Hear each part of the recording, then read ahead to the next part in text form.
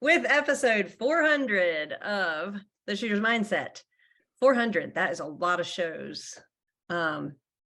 It's kind of crazy when we have a big milestone kind of show like this. 400, kind of big. So we have our co-host tonight. Corey, how's it going? Really good. Always good. Springtime in Texas. Blue bonnets, no snow. Greg, how about you? How's it going? Oh, just peachy. He has a little different gun in the background in honor of this week's show. So this week, our guest of the hour, who everyone really wants to hear from instead of me and the boys, is Adam Maxwell, who, in case anybody doesn't know, he's the match director for the USPSA Multi-Gun Nationals, even if Corey misspelled it as Multifun Nationals. Well, it's that was too. intentional. It is fun in multiple different ways. But for anybody listening, it's multi-gun. But anyway, so Adam, how are you doing tonight? Really good. Thanks for having me on. I think I actually listened to the show when it was in single digits. So long-time listener, first-time caller. Glad to be here. Took you long enough. Goodness gracious, only 400 episodes. I'm shy. You were shy. Well, so for anybody that's not familiar with you, other than knowing that you're the match director for the Nationals, tell us a little bit about yourself and how you got into shooting and then how you became the match director. I don't know if you got voluntold or if you wanted to do it or what.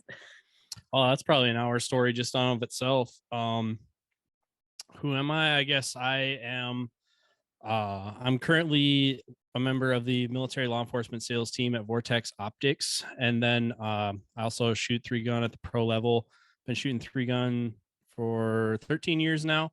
And been shooting action sports about 15, 16 years. And my first career was in agriculture, but kind of took a job at a gun shop for something to do in a transition period. And then got recruited and called up to the show at Vortex, and it's been a wild ride here for the last 5 years. The match directing side, I think that really just came from the early days in the upper Midwest. We have a really heavy culture of volunteerism. So the match is flat when everyone gets there in the morning. You're expected to show up an hour early, set it up, and tear down. And it kind of turned into me helping the range manager set up, and after a while he's like, you know what to do, just go build some stuff over there. And then so that kind of led into I lost a really close friend of mine almost 10 years ago now. We did a benefit match for him that went from an 80-person match to 120-person head-to-head shoot-off thing that we've been doing for 9 years. And then growth in that match directing skill and that event is what got the attention of USPSA.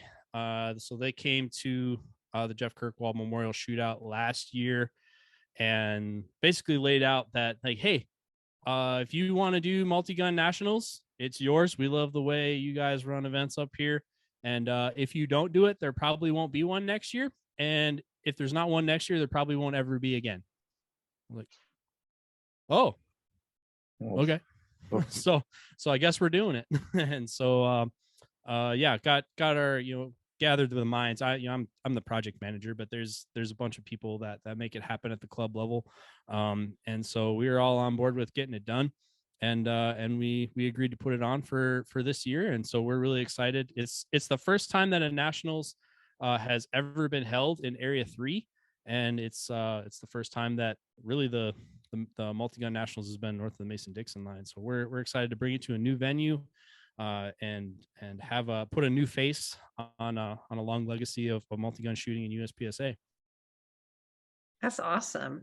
So you said you've been shooting 3-gun for about 10 years and competitively longer than that. Like, how did you get into competition in the first place?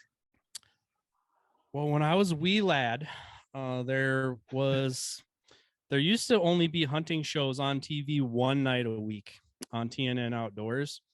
And the fourth one was a show called American Shooter, and it lives on as Shooting USA. So I saw it on TV when I was about I was about 11 or 12 years old. That was my first exposure to IDPA and USPSA and 3-gun. I'd always had an interest and a fascination in firearms, but they had kind of the hunting connotation to them. And so I got really interested in the competitive aspect. I shot on a trap team with some of my friends from high school before high school trap was a thing. But really I really wanted to get into IDPA. And my parents were not cool with handguns at the time. So I had to wait till I was 21 so I could buy my first handgun on my 21st birthday, and started shooting IDPA for a couple of years. And then round about that time, they were saying, hey, if you like this, you should try 3-gun. I'm like, what's 3-gun? And then the rest is history. So yeah, I went from being one of those people who was like, I'll never buy an AR-15, I have no interest, blah blah blah. I bought my first AR-15 to shoot 3-gun, and got hooked really hard. I started going, and then round about that time was when 3-Gun Nation, the TV show, was starting to take off too.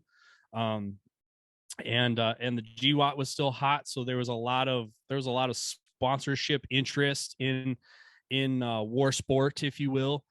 So that show was really hot at the time, and they were kind of making the national, they publicized the national circuit. So that was my first exposure to seeing things like the Iron Man and Blue Ridge and things like that. And that was where I was just a wide-eyed college kid. Like, I don't know how, I don't know where, I don't know if I'll ever be that good, but I want to go do that. And then it just eventually got to a point where it's time to get off the fence and sign up. And then, once you start going down the rabbit hole, it just pulls you in, and one thing led to another. And it's been everything for me. It's turned into a career. It's turned into, a passion. I can trace, all my close friends, all kinds of stuff directly traces back to participation in the action shooting sports. It's funny how that happens. All your friends come from this. Yeah, exactly. I mean, I met Ruben Alexson at one of the first big matches I ever went to, where you had to fill out a paper application and mail it in with a stamp. You would apply, and maybe they would accept you, right? And that's where I met Ruben Alexson in 2011, 2012. And ultimately that was the beginning of me ending up at Vortex, because Ruben was one of the first. We kind of have a little bit of a Minnesota insurgency. Vortex is a Wisconsin company. So, he came down first, and then as they needed people, he was like, I know a guy. And I was about the third or fourth I know a guys that came down. And then, once we're, in the machine like that, well, then we could start influencing the sport, and we're on the ground. So like, we know, hey, this is an event you want to sponsor. That one's not one you don't want to sponsor. So that's, one thing kind of led to another. And then, then when you're a driving force behind sponsorship with a big company, that's when you start to get the interest of, big organizations like USPSA, and they start to listen to what you have to say about stuff. And then, the rest kind of falls into place. What was your first AR? You mentioned it out of curiosity. It was an M&P 15 Smith & Wesson PSX. So it was the Smith & Wesson branded AR, or Adams Arms piston system. Really? Yeah, it looked like an M4. It had a quad rail on it, a shitty trigger. And so I put an aim point on it because that was cool. Well, no, first I did it with the flip up sights, the Troy Industries flip up sights. And I found out how hard those things are to shoot. And so I got a red dot. I got an aim point comp 4 ML4 red dot. And then I found out how hard long range is to shoot with one of those. And that's when I started getting a scope. But yeah, and then, I shot that for like a year or so. And then my buddy at the gun shop's like, oh, we'll build you one. And the Noveski shooting team was hot at the time. So we basically built what they shoot. and Yeah. then went from there. So what do you shoot now? What division? I shoot all the divisions. Which I day? identify as a limited shooter. I've left to my own devices, I would shoot limited, and I was kind of on top of limited division when I came to Vortex. But when it came to Vortex, it's like, well, work for an optics company, so I should probably shoot the division with the most optics in it. So then I got open equipment and shot open for a few years. And then recently we recently advocated for and got entered into the rule books. We got modified division, which is new. I'll say it was new for last year.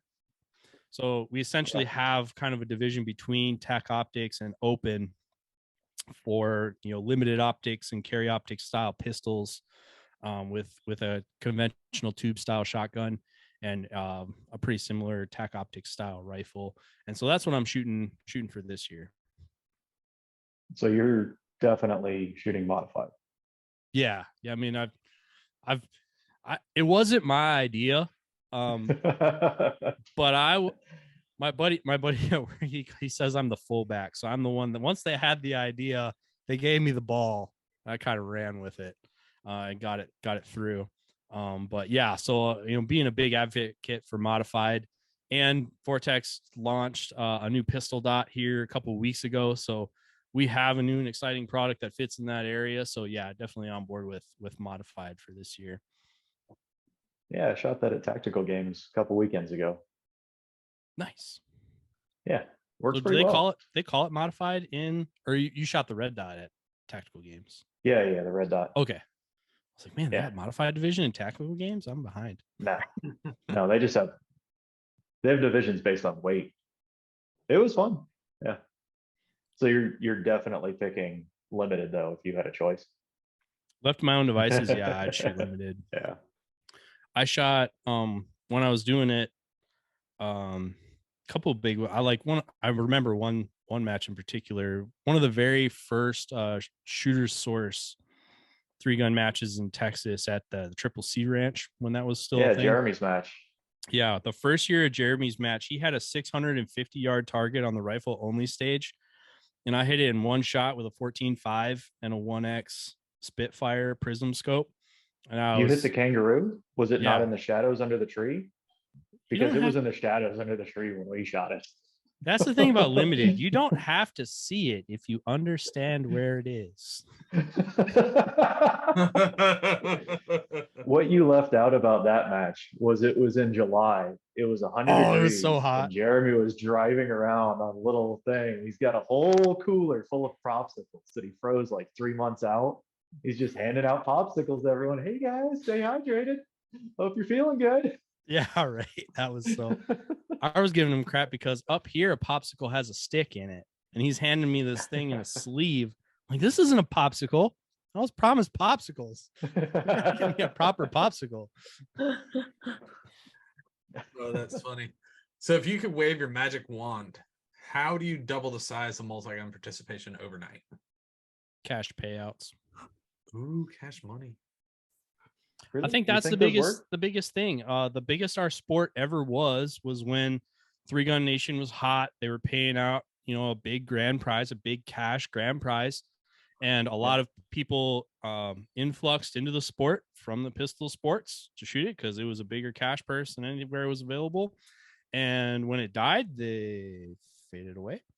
And then also we saw the sport grow to a point where you could shoot a major match pretty much every weekend, spring to fall, somewhere in the country. So all these matches were hitting up the industry for prizes. So where before, when there were 5 or 6 matches, there were these huge prize tables and the guns went 30 places deep, you could get a really good prize for really not doing that well. Well, then the same pot of prizes got distributed to a whole bunch of matches. And then I think the industry kind of got tired of that model because they would see their prizes going to the same people. And then they were on Facebook Marketplace, Monday morning. So the the people who are really competitive and, you know, they really only are interested in a major match if there's stakes and there's heat. Those people faded away because there were neither stakes, and then as there were no stakes, there was no heat, except for the really core people. I think we're that's kind of where we're at now. To get the vigor around an event, I think you need a prize, and I think the prize, leaning on the industry for product prizes, I think is kind of overplayed. So I think when we look at other sports, other shooting sports, and then even other just stick and ball sports and racing, I dabble in some off-road racing in my other, you know, personal time. There's just a cash purse. It's just part of when you pay, it's just accepted that, you know, a certain percentage of your entry fee goes to the pro purse. And I think we need to change the paradigm in 3-gun towards, you know, your match fee goes into a purse and it pays out on a schedule, so that there's stakes and there's something to chase again, other than just beating people. Because you know, that's good for our core group, but to get it to where it was in 2015, 2016, I think we need to bring back some form of cash payouts. Cash payouts are awesome. I have to talk more about off-road racing afterwards. That's fun. That's another one of my expensive money sinks. There's so many things with the cash Just prizes. say it. I wish that shooting, it doesn't, because people spend a lot of time and money in it, so they do want to get money back out of it. But like, I kind of miss the days of just like going and shooting for complete fun, you know?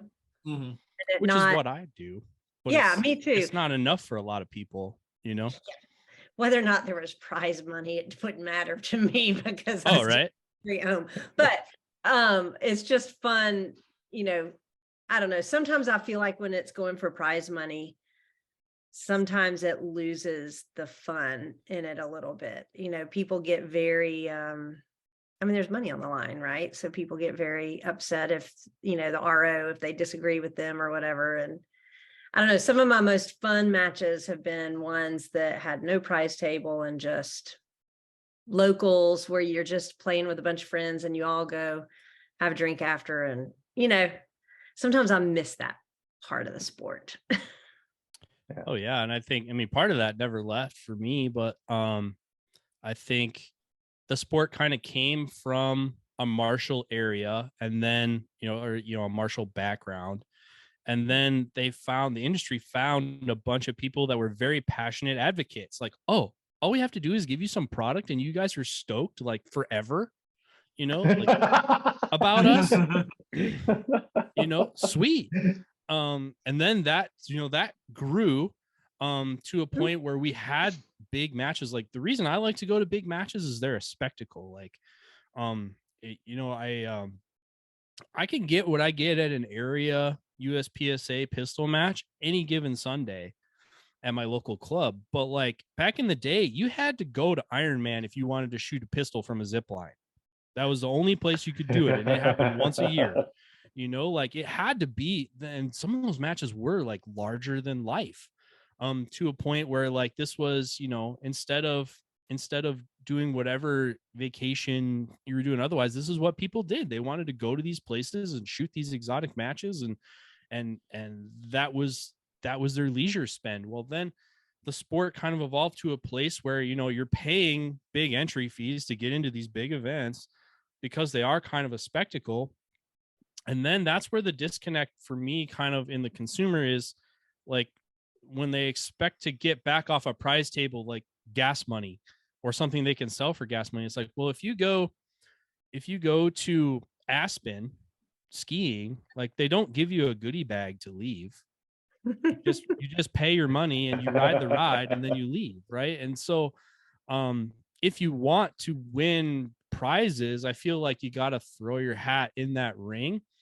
But, you know, like, to tease the off-road stuff a little bit more. So like I race in a vet class, which is the young old guy class. Basically, I don't expect to do well. I'm the epitome of the mid-pack guy who's just here having fun. But there are guys on the front row who want to win, you know. But they kind of all have to group together. Like there isn't one without the other. And I think we need to build some sort of sustainable way to get the sport to that place, similar how it is in PRS and some of the sniper matches. Because like I talked to the guys at work who are involved on the PRS side of the house, and it's just normal that their matches pay out and have big prizes because they kind of started their match from a different place, where our culture is very based around product based prize tables. So to have the draw, to get the bigger talent, and then the bigger talent comes to people who want to see the bigger talent. That's, for the imaginary question of what I would do, it's easier said than done. But that's what I would do. So I did shoot 3-gun before, and then I swapped over to PRS, partly because I'm old and slow and I don't have to go as fast in PRS. I just have to be efficient. I don't have to be a speedy demon like some of these 18-year-olds out there shooting 3-gun. But so here's my question.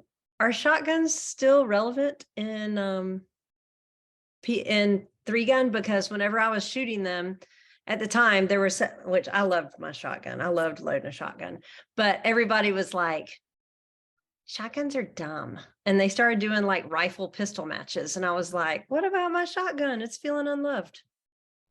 I don't think anybody who's actually a core multi-gunner says shotguns are dumb. I think it's actually kind of the opposite. And so I was about to say, facts, there's 3 times more people signed up for multi-gun nationals than there are the Area 5 2-gun, which draws from the same market, is put on by the same admin in a similar area. So like the joke that we always had back in the day about 2-gunners is that was your USPSA friend's excuse not to come out and shoot multi-gun. Like, oh, well, if it was 2-gun, I'd come out. And then our club would put on a 2-gun match once or twice a year. And then on that day, it was like, dude, we had a 2-gun match. Where were you? It was like, oh, I had to paint my basement.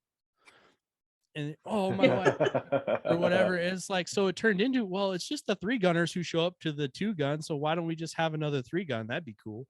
And the 2-gun was really, the 3-gunners only show up to 2-gun because there's not a 3-gun that day. Right. Exactly. Which is kind of why we were like, well, maybe we should try a 2-gun, because we do hear it, right? We hear more, as time has gone on. I mean, even, other people they're like, other shows, they're like, oh, well, it's kind of outdated and blah, blah, blah. It's like, I don't really understand that, but okay. And then you got the law enforcement side. I do law enforcement sales. They're like, well, if there wasn't a shotgun, I would totally do it. It's like, no, you wouldn't, because it's on a Saturday. And then you got, the tactical crowd, the Lucas Botkin crowd that's, doing this really high performance shooting in their own imaginary world, and they're just kind of looking for a place to do it. Like, okay, it's out there, so let's try it. So that's why we're trying it this year to put on a 2-gun match and see if there's a legitimate interest. And like we had a little bit of a local scene where our 3-gun club, the 3-gun segment of our club, was kind of dying out for local reasons. Just geographically, we're kind of screwed. So what are we going to do? And some of the guys, we have a very active USPSA club, and some of those guys are like, well, there's tons of us who would shoot 2-gun if we had 2-gun. They just don't want to shoot shotguns, and they're like, 3-gun just looks too hard. I was like, okay, well, let's try 2-gun. And that's kind of why we set out to do the Area 5 championship is like, well, if there's really a crowd that wants to try it, let's try it. So we put it up there, and we sacrificed our 3-gun match. Traditionally, that's been the Wisconsin State 3-gun championship, but we made it an Area 5 USPSA 2-gun championship this year. And it's also the first time under the umbrella of USPSA that legit carbine or rifle caliber carbine 2-gun has been tried at anything above level 1 or level 2 match.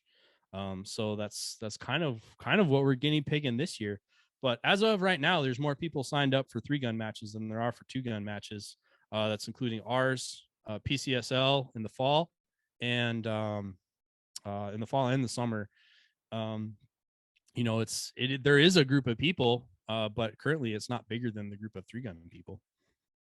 I loved Oh. shotgun. I thought people were crazy when they said they didn't want to shoot shotgun. They're like, it's not about shooting, it's about loading. I'm like, oh, but it's about shooting. Because it used to be. and out how many you're gonna have to reload, and then you miss one.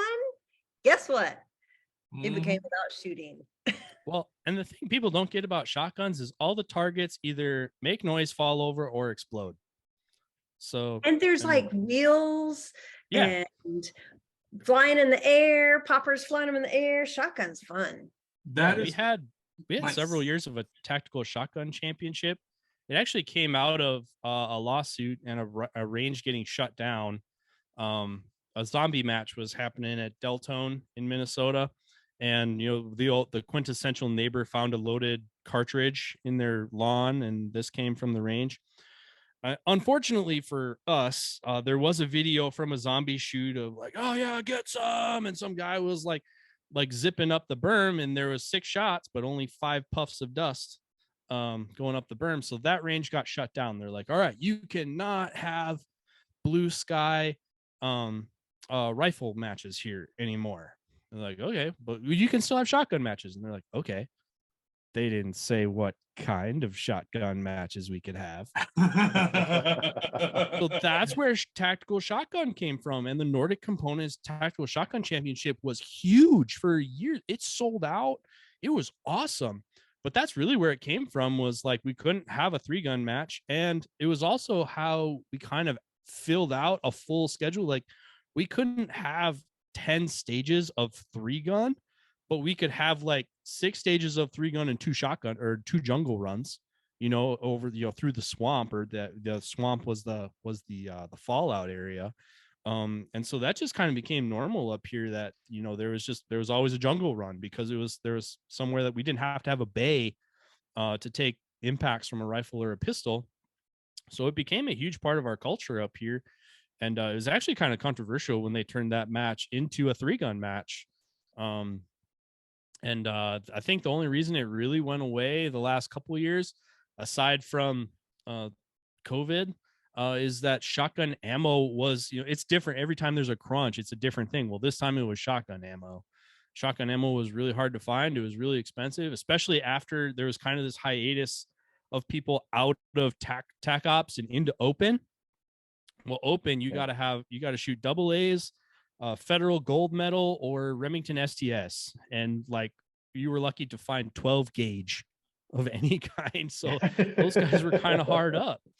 And so I think that kind of stemmed some of the growth on the shotgun stuff the last couple of years.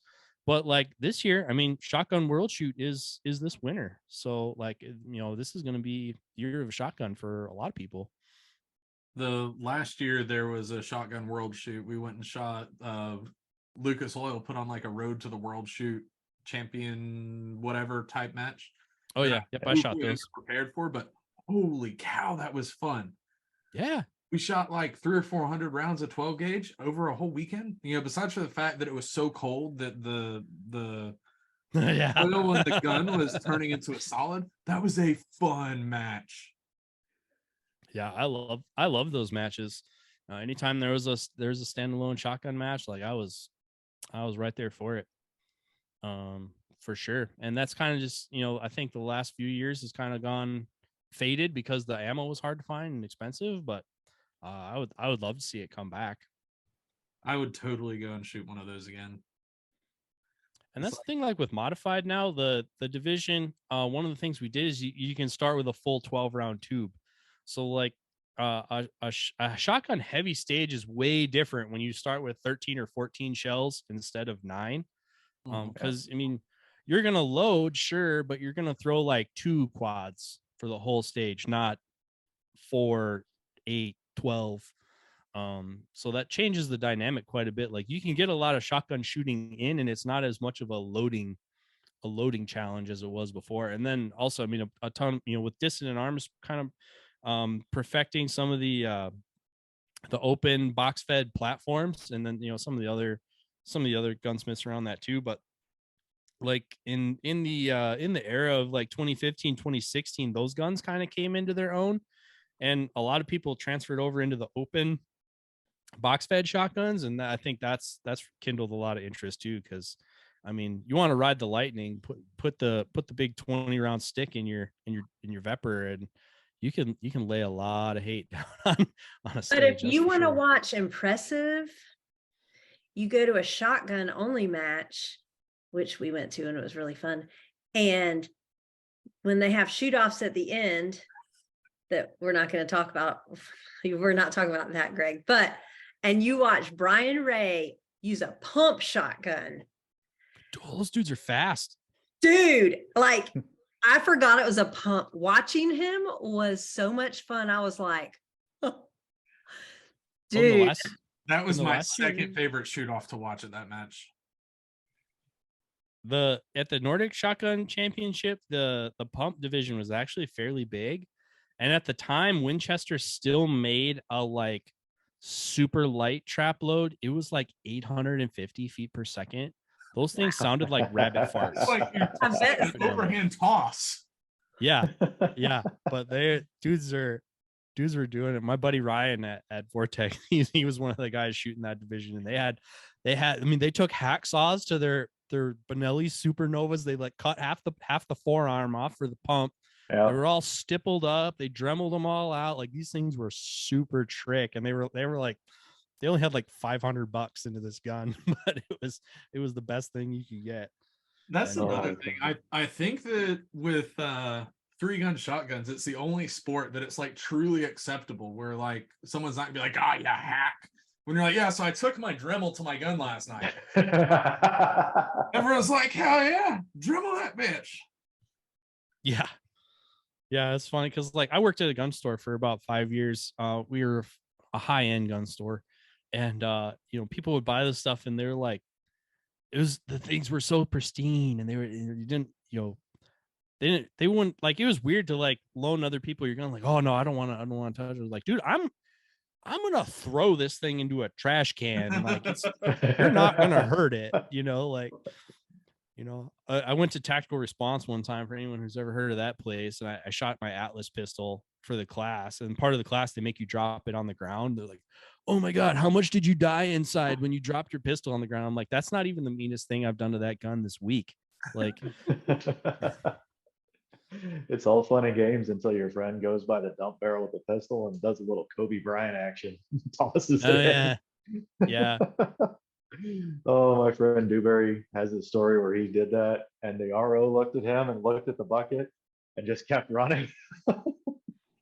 I had second to last Tri-Gun. So this is a couple years ago now, shooting with the staff. And because I was one, I have a Vepr. I shoot the short Vepr, the 14-incher, and then I had the big 20-round stick in it, and it was a double bay stage. And so I shot the shotgun part, and into the barrel it went, but I like threw it into public, and it like hooked on right above the magwell and just teetered out. There wasn't enough barrel to like keep it in the dump bucket. And yeah. But yeah, that'll happen. Throwing guns all over the place. Yeah, that happened to Bryce last year at Texas 3-Gun. Oh yeah. Same thing, first stage. Yeah. Poor guy. I saw another guy too. I was running stage 4 at the Texas 3-Gun Championship, and a guy had that happen. There was 2 barrels side by side because they wanted you to have the option not to dump and retrieve out of the same one. Well, it was like laying across the top of both barrels, pointed straight back at everybody. Oh no! How did you? And he somehow lawyered his way back into the match. Like, that was like some fine litigation there. And was I don't know, probably an exhausted Aaron. What's that? Was that the double plate rack stage through the woods? No, that was the one. No.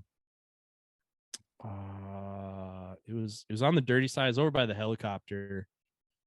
And, okay. It started off with rifle from a barricade, and then ended with pistol. There's like L-shaped pistol thing. Yeah. Yeah, you had the Texas Star with rifle. Yep. Yeah, that was a good one. Yeah, I like that stage. I did a ton of calibrations on that one. Everybody would try to shoot the rifle poppers from an oblique angle. and they wouldn't fall over. And so after a while, we just like started telling people like, hey, like you have to shoot it square and it'll fall over. But like, you can call for calibration, but I'm just telling you, the last 10 people who have called for calibration lost. Okay. And sure enough, and whoever thought that was, I try when I'm an RO, I try to make my shtick, at least entertaining, so people hear it. And you got to say it, 20 times for the weekend. So you might as well have fun with it. But I made like a big thing out of it. Like, hey, you can calibrate that, but just so you know, I'm going to shoot it with a 55 grain bullet out of an 18-inch barrel, and it's going to fall over. So maybe be square to it. And whoever thought my shtick was the funniest, swear to God, that was the guy who tried to shoot it from the angle. And he shot it 6 times, didn't fall over. I was like, this hurts you more than it hurts me, homie. And it falls over. Oh, it's always the case. So we're about Aaron came over and he's like, stop. He's like, do you have like some heavy 77 grains or something? Like, and I was like, I don't need it. I've been shooting 55 the whole time. It's not.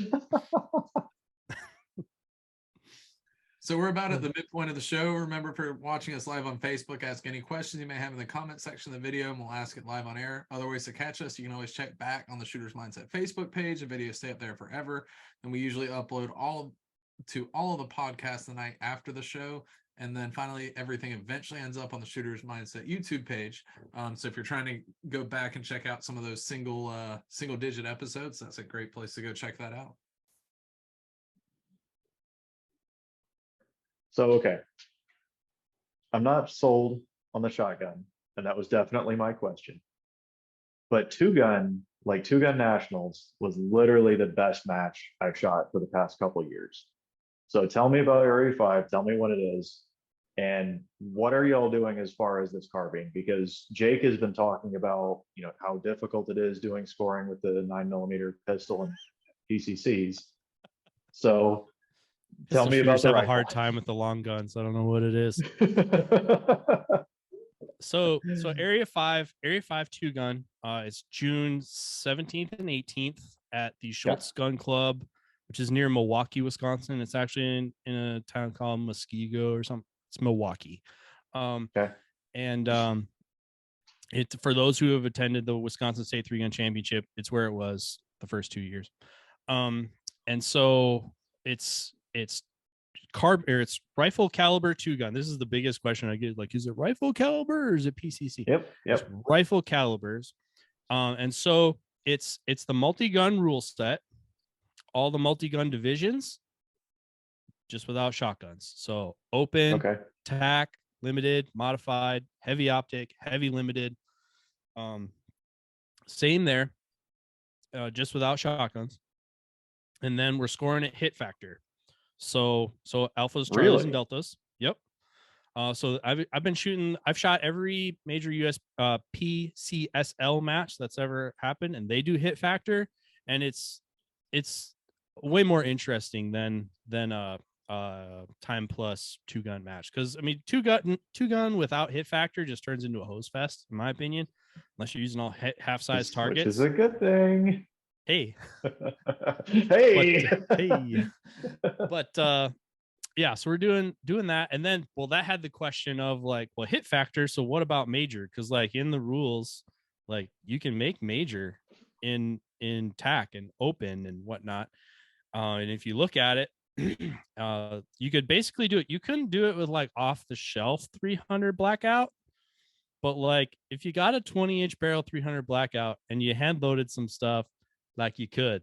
And that was fun to think about for about a day at the office, because we're rifle nerds. Well, they are. I'm not, but I'm around rifle nerds. And it's like, 7.62 39 hand loaded, just a little bit spicy. That would be interesting. No. But then we're like, yeah, we would show up with that. We would win. Everyone would be pissed. So what we're doing instead, we're just saying open, tac, limb, and modified or scored minor. There's no chrono, but you're just scored minor. And if you shoot heavy, then you're scored major. So, but the divisions are just as they're spelled out in the rules.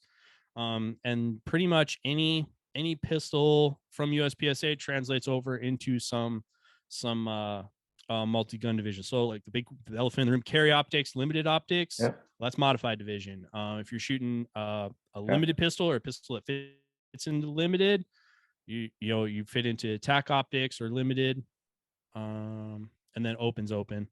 And heavy is heavy pistol major as well, so that's 40 under the rules. So heavy, so you have to be 308 for the rifle, and Right. then you have to make major with the pistol, and in heavy limited you have a restricted magazine capacity as well. I think you have to be, I'm drawing a blank. I don't think you have to be 45. I think you have to be 40 or larger, but you're restricted to 10 rounds, I think. Yeah, I think and it's if ADM can hook me 171. up with a 308 SBR, I might shoot heavy, but probably not. So I mean, I'll bring an extra gun. Right there. Right there. And then also to kind of expand a little bit more, like we've seen the success of these Kalashnikov specific matches, Red October, Clash Bash, what are they? Thunder on the Tundras, one up here. And so in USPSA, part of like when they're trying to explore these other divisions, right, and they wanted to get a limited optics division here. I mean, they've been advocating for that for a couple of years. One of the things that Sherwin was saying is like, well, a match can do that. They just have to recognize it as a category, and they could do it that way. It's still a regular division. You still open, but then you select the category of this special thing. And so we got approval to do that at the 2-gun match. So we're doing that for Kalashnikovs and bullpups.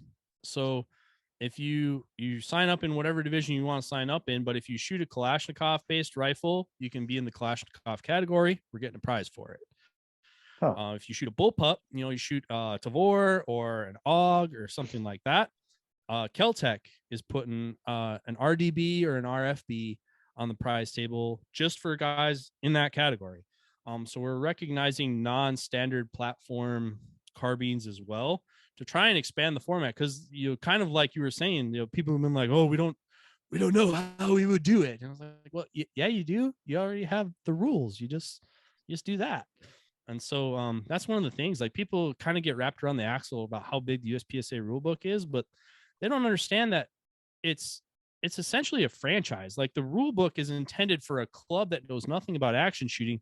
If you want to do action shooting, here you go. But as a competitor, all you need to know is chapter 8, 9, and 10, 11 if you're ornery. Yeah, pretty much. But like in there is stage design, in there is officiating, in there is arbitration. You don't need to know all that to shoot, but the roadmap is all there. The only reason it hasn't happened yet is there hasn't been a club that wanted to put the match down on the ground. And so now that's what we are. We're willing to put the match down on the ground and, explore some of these possibilities within the format, because the format's been there for years to do single gun, long gun stuff and 2-gun in addition to 3-gun. The only reason that a 3-gun match can't be hit factor is because Daniel Horner won with a 300 blackout back in the day. So they wrote in that provision that it can't be hit factor for multi-gun, but it's always been there that you could shoot hit factor for 2-gun. So that's what we're going to give a try this year. So do you think allowing the categories will get the Kalash guys out? Because we've traditionally tried to get them out, and we can get them for a night match where we're running under kind of like it's a modified USPSA rule set. But if you say it's a USPSA rule set, it's been real hard to get those guys out. So the LARPers are tough. The ones that want to dress up and walk with their have plum mags and all that's going to be tough. In fact, like they actually called us FUDs for having a USPSA 2-gun match. It's like, and we're like, well, they're like, we'll sign up tomorrow if you drop that USPSA off there. And it's like, what? Really? That's it? Like, well, yeah, we just don't like those rules. Well, what don't you like? Like, do you want to run a hot range? No. Okay, so you don't want to have safety tables? No. You don't want a standardized scoring system? No, we want that. What do you want? So those guys are going to be hard. But oh yeah, for sure. But at at all those matches, there are, what do they call them? They call them all kinds of derogatory stuff, but the shirts or the gamers, or like there Show are, ponies. yeah, okay. I haven't heard that one before. But like, the dudes show up and they show up with raced out Galeels, Yeah. Josh, Ruben, Scott Green, oh shoot, Brian Nelson. Brian Nelson, drawing a blank. But yeah, those kind of guys, they show up and they absolutely cream everybody. Like, well, those guys who love Kalashnikovs too, they just don't want to throw away their like national championship to shoot them.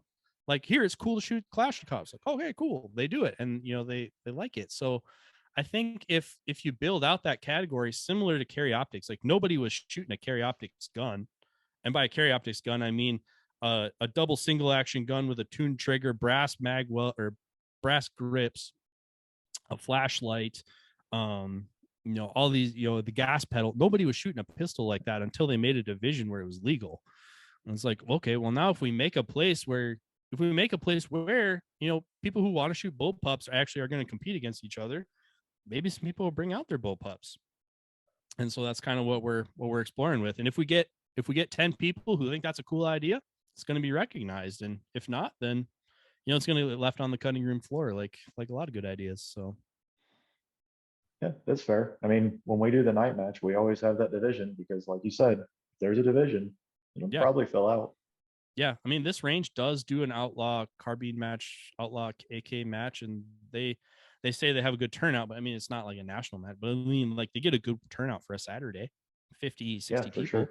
So yeah, for sure. But yeah, I mean, the whole branding around maybe a bit USPSA in general with the recent drama, but multi-gun for sure, like it all needs a rebranding. There's a lot of people that left because of things that happened and the way matches were run.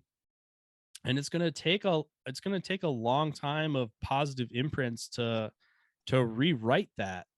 And I think that's already been in process for a couple of years, but I mean, it's not going to happen overnight. And I think that's still what we're up against. I mean, I shot multi-gun nationals in 2014, 2015, when it was still at Desert Sportsman's.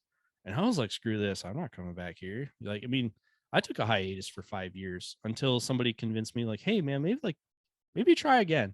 And I did. And I was like, oh man, this is way different, like, and so, this is just a continuation of that, but there's a lot of people that have that sour taste in their mouth still from all those years. And without all the recent stuff that happened just in the organization in general. But I mean, it's a completely new match. They are at a completely different venue. It's completely different people in charge. There's an advisory committee. They're actually nominating some more people to the advisory committee tonight.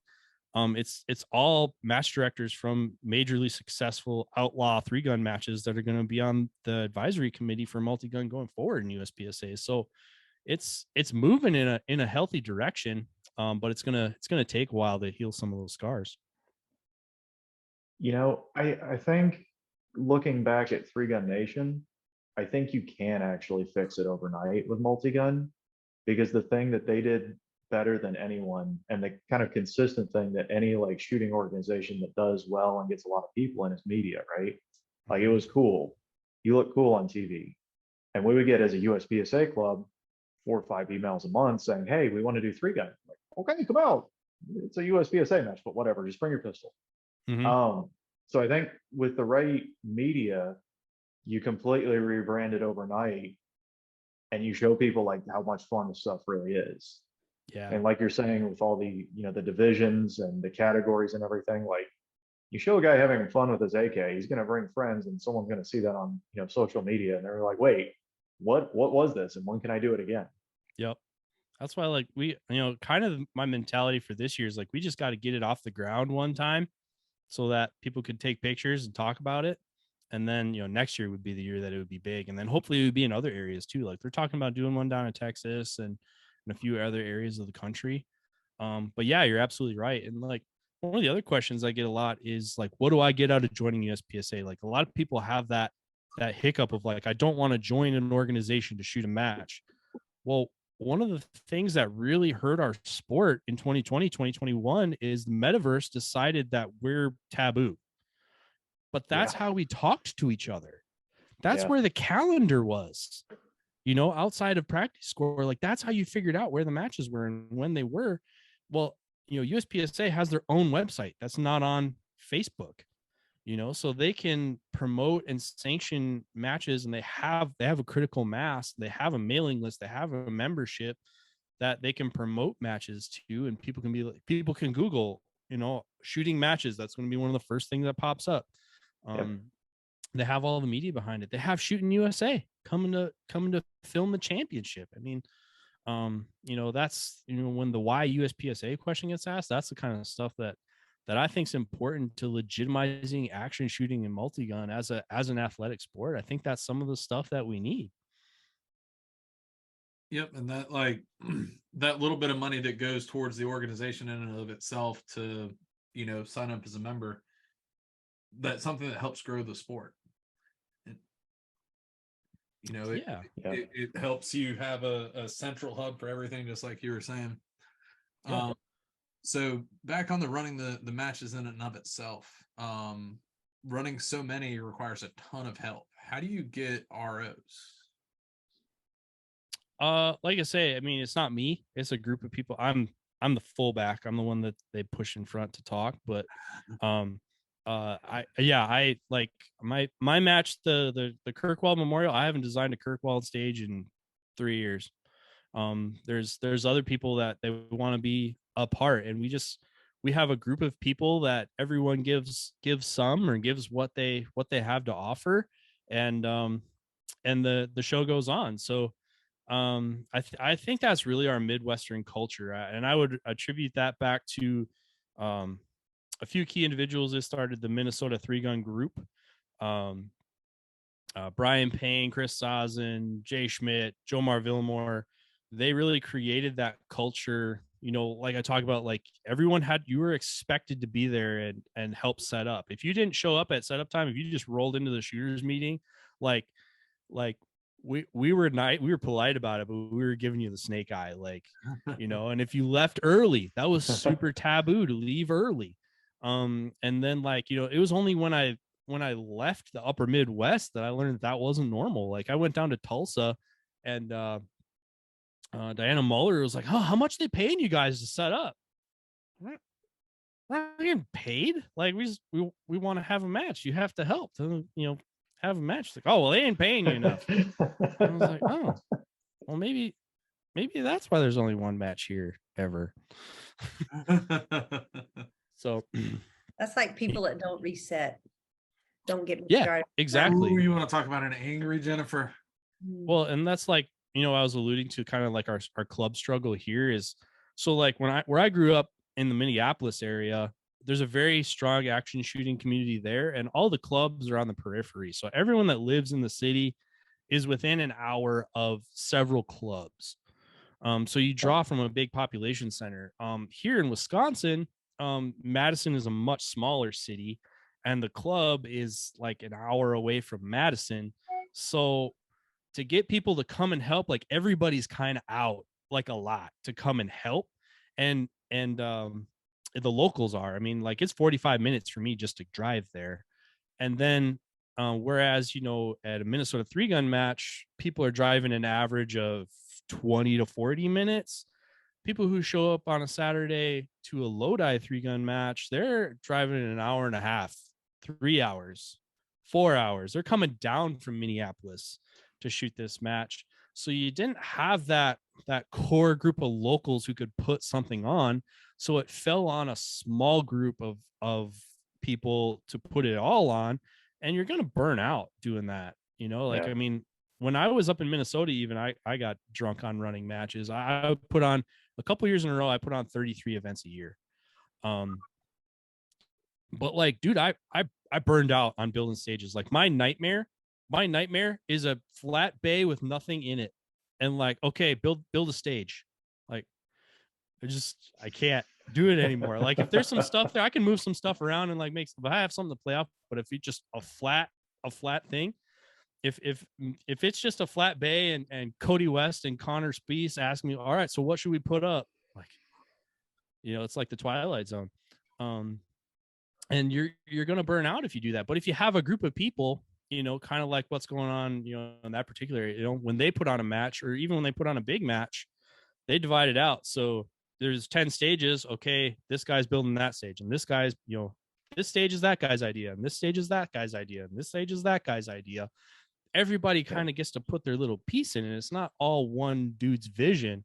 I think that's what makes it sustainable for putting on all these events. And I think that's why we can have this many big events in the upper Midwest, because, Forest Lake Sportsman's Club's doing one, Schultz Gun Club's doing another one. And, a lot of the usual suspects are working at both. So. Very, very true. Another part of so you need volunteers and you also need sponsors. And the old question that everyone always asks is, how do you get, getting sponsors, how do you get return on investment for those sponsors? So I've always, like back when I was sponsored, I wanted to get them something. Like, you need to tell me what you want from me, because I don't want to just you give me stuff because I do a show and you think it's cool. Like, I want to give you something back. So I always tried to, shout them out on here or whatever, so they would get at least like a little informal commercial. And so as a match director, trying to get prize table donations and all, how do you make sure that there's return on investment and not just everybody selling them on Brian Enos and all of the forums like the day after? Or is that a return on investment because then people see them? I think that's kind of a double-edged sword. I mean, how do I do it? I have a person who's very good at it and really likes having relationships in the industry. So that's how I do most of it. Part of it, I think, I know the team captain of Vortex has told me, like, if a team member, like someone we sponsor, is selling something, if they take a Vortex thing and they're selling it on Monday, that doesn't look good. But at the same time, if a regular, a non-team person takes it and sells it, their mentality was kind of always, and still is, like, somebody's getting that eventually. So even if the person who took that scope off the table isn't going to use it, well, somebody down the line got a good deal on it. It's ending up on somebody's gun, and that person probably going to be a Vortex customer. So that's one way to look at it. I think for me this year, like I said, I'm kind of frustrated seeing it from multiple angles, how it's worked out. So kind of my mentality for this year on these two particular matches, USPSA has their national sponsors that they bring when they sanction an event. And then from there, I really wait for our traditional partners to approach us. And the people who want to be involved are gonna say, hey, we want in on that. Okay, cool. So that's gonna filter out so that we have a more core group of sponsors. And then for that core group of sponsors, case by case, I try to think of something unique for them. So like, we had Isotune Sports, they're a hearing protection company. Okay, how about you send us hearing protection for all the ROs? So all the staff at the match are going to have your product, and it's going to be prominently displayed and in use at the match. That's one way to do it. Another one, like the categories thing, like Keltec has been a huge sponsor of Multigun for years, and those guys always show up at the big matches, but their products, like all the guns that they make, aren't prominent competition guns. So, well, how do we fix that? That was where the idea for the bullpup thing came. It's like, well, if we recognize a category, and like, hey, you could win a $2,500 Keltec gun if you shoot the niche class. I mean, in 3-Gun Nation days, that's what had guys jumping into heavy, because they figured out that they could get into the shoot off by shooting these smaller divisions. So it's like, well, maybe I could shoot this niche thing and win something cool. So we tried to do that. I got Safariland on board with paying a contingency. If you use Safariland stuff, you're qualified to you're only the only people getting Safariland certificates at these matches are people on the contingency program. So there's a big one if you win your division using Safariland stuff, and then there's going to be prizes at the 85th, 80th, 75th, and 70th percentiles. So the closest you can get to that percentile without going over, that person gets that prize. So I think contingency is another way to do it. So like these people already had to buy the product to be eligible for the prize, and then they can buy more of your product if they win. I think that was an interesting way to do it. Some sponsors are I'm trying to hit up for a cash purse. I haven't nailed that one down yet, so I probably shouldn't name them yet.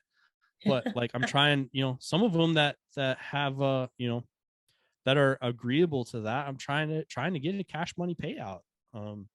So I just trying to think outside the box. Every time somebody comes up, that aim size, that supplement company on Instagram, they hit me up the other day and was like, well, what could we do around your product, or a drink company? I'd love to get an energy drink company. Like that would be, I mean, I saw what X Games did to, or what the energy drink companies did to like the X Games sports. Like how sweet would it be if we got like Jocko Fuel on board, or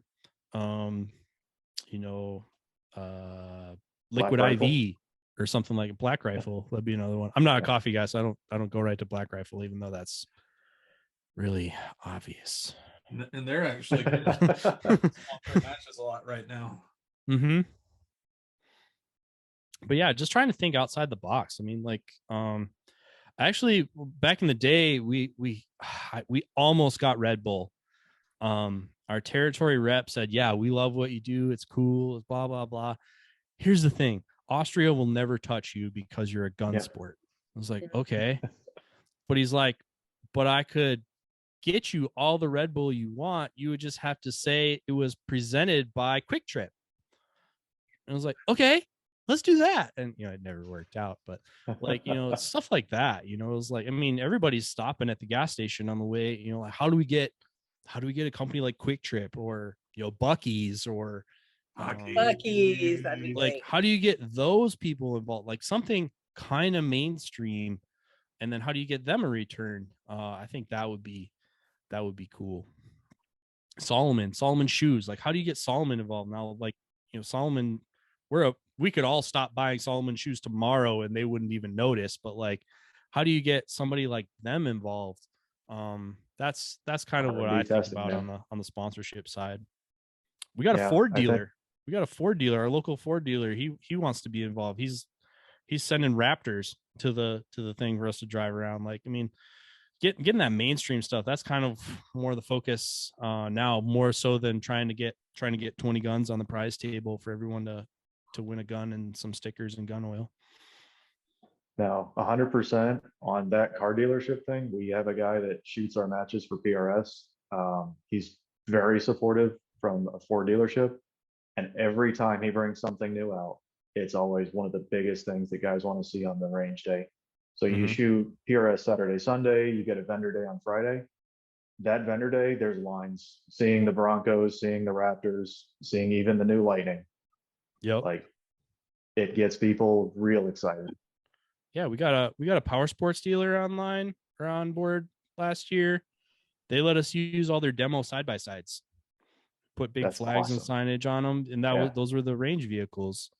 Or what was the other one that jumped to mind here? I had it and it's gone now. But yeah, it's kind of stuff like that is kind of where we're looking. But the biggest thing, I remember. Close to Forest Lake Sportsman's Club, there's a haunted house, a haunted hayride, like one of those tourist farm places.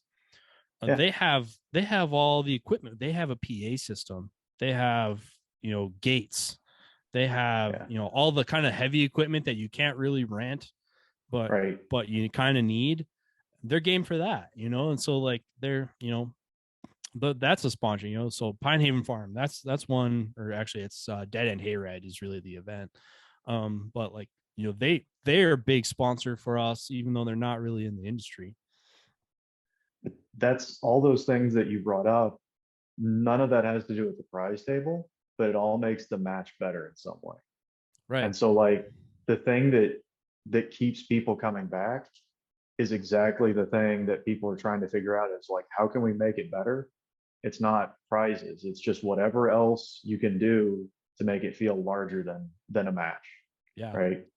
How do you make it feel like vacation? Right. You have hay rides. Yeah. How Like do you you have a long walk between, you know, stages. You just put a hay ride out. It's way more fun. And listen, if you want to make it even better, I still remember one match they had a brand new Denali pulling the hayride, and like I just felt bougie, wow, itchy from the hay, like going down my shirt. Yeah, TMI. that's what you have. Cool trophies. I mean, it sounds kind of lame, but like having cool trophies that people want. Like Varric Bisey makes us cool they're all, you know, sheet metal and everything, but they're all laser cut and everything, making cool trophies. Because like the first year I went to the Shooter Source match, they had really cool trophies that looked like the state of Texas. I was like, oh, those are sick. I want to win one of those next year. The next year I won limited division. Jeremy didn't have trophies that year. It's like, damn it. You know, it's like that stuff is more my focus on the sponsorship side.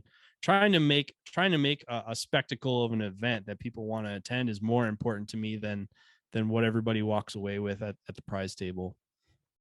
100%, man. Absolutely. So kind of like winding down, I ask every guy this, hunting or competition, you only get to pick one for the rest of your life. What are you picking? I chose a long time ago competition. I started as a hunter. Like when I was in high school, I never missed a weekend duck hunting. I was waterfowl hunting, I was archery hunting, and I was rifle hunting for deer. And all I really got was cold. So it's like every duck hunter ever. Yeah. I mean, my dad's good at a lot of things. Hunting's not one of them. So I didn't really have a successful upbringing in hunt. I did a lot of hunting. I didn't do a lot of shooting. And then when I figured out, I got to the age where I could just go to the IDPA match and pay $20 and I would get to shoot a lot, you know? And I didn't, you know, I got to show up at 9 o'clock instead of 4 o'clock in the morning. You know, that kind of said it for me. And I always, the deer opener, rifle deer opener was a big thing in our family.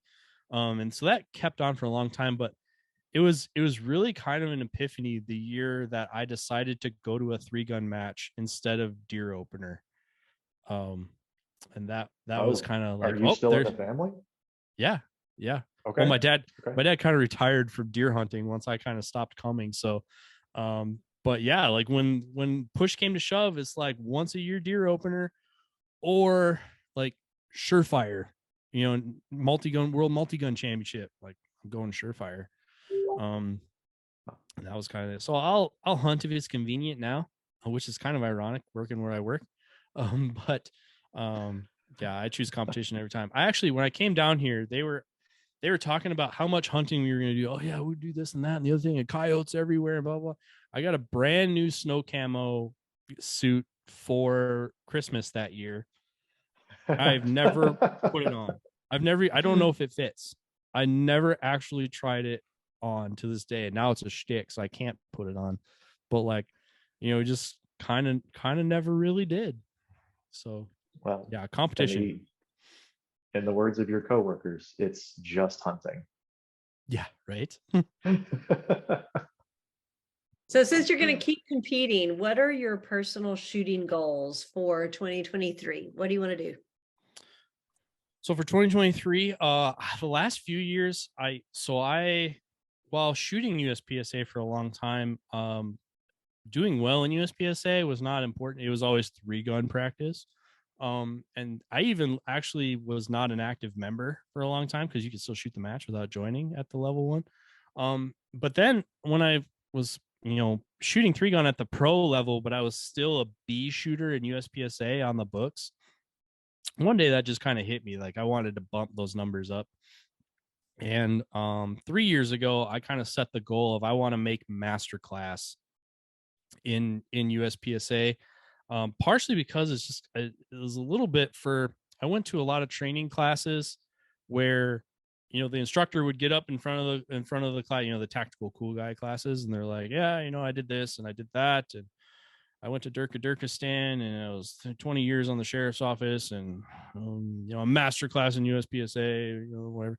And it's like, there's kind of this thing where like you kind of have to be at that level to talk at that level, when those guys would also spout stuff about the sport that's just like not true. So like to have a seat at the table to kind of talk about some of those concepts, especially doing what I do, and not being a law enforcement background, being higher ranked kind of gets you a seat at the table for some of that stuff. So it became important to me to be a masterclass shooter, and I just pegged masterclass in single stack and limited this winter. Nice. But when you hit masterclass, you're also by default going to kind of get a taste of grandmaster, because every once in a while you're going to shoot a grandmaster score. So my get master goal has evolved into get grandmaster. So for this year, I'm really trying to get grandmaster. I've been shooting limited because I think that's the easiest bump, but like May 1st, limited optics becomes the thing. So I'm doing it. And so, but yeah, somewhere along the line there, I'm trying to peg grandmaster, in USPSA. And then, also, I mean, I want to be a contender to win at any of the multi-gun matches we go to. They give away sweet belt buckles every year at Texas 3-Gun Championship. That's in a couple weeks. I'd really like to get one of those buckles one of these years. But yeah, be a contender to win at the major 3-gun matches, and making grandmaster my shooting goals. But really for this year, I think the bigger goals aren't really about me anymore. It's about, multi-gun nationals being a successful event, Area 5 being a successful event, multi-gun and USPSA, bringing outlaw 3-gun under the umbrella of USPSA and kind of uniting us under a rule set and a direction for the sport. And then I announced my candidacy for board of directors when the seat for Area 5 comes open in 2024. I kind of set my sights on making sure that the sport is successful and sustainable, so that I have a sport to participate in for the next 20 years. I would say that's probably a bigger goal for me than my personal shooting goals right now. That's awesome. Yeah. It's always my vote. Whenever people go from like the personal goals to like the overall goals, like of the whole sport, trying to grow the sport. Yeah. I mean, like I say, I can trace every positive thing in my life to participation in the action shooting sports. And I feel like it's kind of at a crossroads right now and kind of needs some direction. And so that's kind of become forefront. But I'm still super passionate about shooting. So like I'm dry fire 2-a-days. I shoot 200 rounds a day because I have range access. Trying to get this classifier goal, because there's a few special classifier matches coming up. Like I'm going really hard at my shooting goals. But yeah, they're very I would say they're kind of balanced right now between furthering the sport and furthering me as an athlete. So very cool. I love it. I love the goals, man. I love setting them, and I love seeing when people hit them. I enjoy the process. I hit master and I changed guns and I did it again. And if I get grandmaster, I'll probably just change guns and try to get another G, there you go. Just keep changing guns. You gotta, if you don't enjoy the process, you're not having fun. So I enjoy the process. And as soon as you get somewhere, you set another horizon goal and keep going. Yeah, absolutely. That's awesome. Do we have any lives? No, we asked all the lives, I think, in the announcements. We worked them into all the show notes. Awesome. Well, with that, I think we can wind it down to shout outs. We will start with Mr. Corey. So shout outs, I'm going to shout out Vortex. When we did the Area 4 Steel Challenge match, y'all were the only optic company to sponsor that match. And you didn't just send an email back like, yeah, we'll sponsor it. The email was, well, how many divisions can we sponsor? So I want to shout you guys out for being awesome about that. Yeah, there's a few of us at Vortex that are very active in the action shooting sports. So the action shooting sports are very important to us, and um just the sense of community and the Vortex Nation thing, it really is, it's really part of our fabric. So yes, it is very important to us. We're not always the ones that are going to throw the big cash at matches. But we try to sponsor as many events as we can at an effective level. That is very important to us. And it's almost a full-time job for a couple of people, just kind of keeping all that stuff Yeah. straight. Vortex has always been huge with supporting matches and across all sports, not just one, they're not just Yeah. or just USPSA. Like they really are across all of the genres. Well, a Every little match I look shot behind the last year. curtain, our VP of sales, he kind of gave us the directive, especially early on when we were a very small company. Kind of trusting us who were end users, like, hey, make sure we're everywhere we're supposed to be, and make sure that we're not anywhere we're not supposed to be. And that was kind of the directive for a long time. And then it kind of grew to the point where like it was too much for one person. So like they broke PRS off and precision sniper matches, and they handed that to another person. So now we had like precision, and then we had action shooting. Well, first they broke off tactical and competition, and then competition broke into action sports and PRS. And now it's broken into, 3-gun pistol sports and whatnot. But yeah, the goal is to be everywhere we're supposed to be, with our core customers, and to not be where we're not supposed to be. So That's some actually wise words. and like, I mean, when it's like, what level should we sponsor at, like they look back to us. They're like, you tell us, is USPSA area 3 a big deal? Well, I mean, it's like a medium deal. We'll sponsor it at a medium level. What was that industry masters or whatever a few years ago? Is that a big deal? I mean, it's kind of a big deal. Well then kind of sponsor it. Kind of sponsor. is Multi-Gun Nationals a big deal? Yeah, it is. Okay, we'll be title of it, or we'll title it, but like, we're titling it in that, like, we're gonna let Adam hit the ball back on emails on company time, and you guys are, y'all going to be out of office putting it on and stuff like that. It's not always just straight sponsorship donation. A lot of times it's sweat equity that we're putting in on the bigger matches or the bigger commitments. Yeah, but that sweat equity means so much to people. Oh yeah, I mean, and it's cents on the dollar. Like try and hire this work done. You can't. Like, the people you want, you can't pay them what they're worth. One of our key volunteers, like, she wouldn't even take money. Like, she's in the financial industry, in the insurance industry. Like, I can't take $5, but she's invaluable. Like, you need her. Like, she's like the backbone of the event. It's like, but at the same time, you like hire some high school kids to like pick up trash, and they're like picking their nose in the corner. So you can't hire this work done, but like, letting assets go and help with an event, that's huge for a company, and that's no small deal, because there's no shortage of phone calls and emails waiting for us back at the office when we're out doing events. So True story. Greg, what do you have for shout outs? We got PDC Custom. We don't have a rifle chassis because we got my awesome shotgun back here, which I'll probably drop on my head if I try and grab it. Shooters and sharpshooters of Augusta, our local indoor and outdoor ranges, Fix-It Sticks, Sportec, and Hunter's HD Gold. Awesome.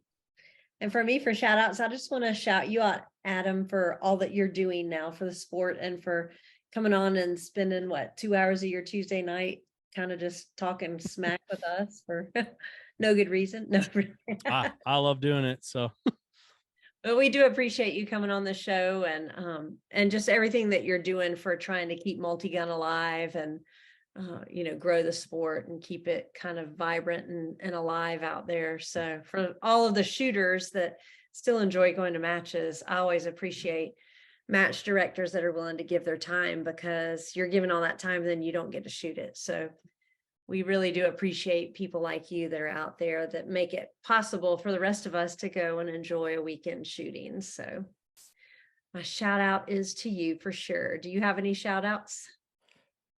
I think I'm just gonna deflect, and I'm gonna shout out all the people behind me that help these events happen. I mean, Kevin Harrington, my assistant match director over in Minnesota, Jay Hollingsworth at Schultz Gun Club, Joe Marvillamore, Chris Sazin, Jay Schmidt, Minnesota 3-Gun Group, Aaron Hayes down in Texas, Garrison, England, Buddy Brown, Jason Byerly.